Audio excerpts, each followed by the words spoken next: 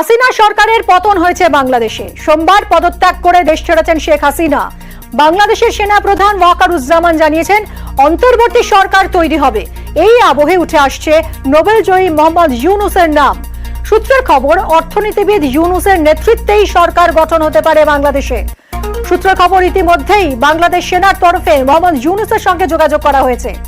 আন্দোলনকারী ছাত্রদের একাংশ চাইছে তাকে। ইউনূসের নিজেরও দায়িত্ব নিতে খুব একটা আপত্তি নেই বলেই সূত্রের খবর।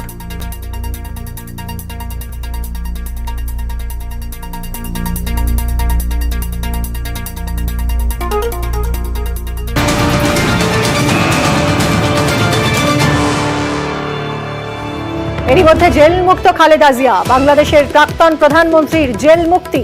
হাসিনার পদত্যাগের পরই জেল মুক্তির নির্দেশ। বাংলাদেশের রাষ্ট্রপতির নির্দেশে জেল মুক্ত হলেন খালেদা জিয়া। 2018 সালে 17 বছরের কারাদণ্ড হয় খালেদার। আর্থিক তছরূপের দায়ে কারাদণ্ড হয় খালেদার।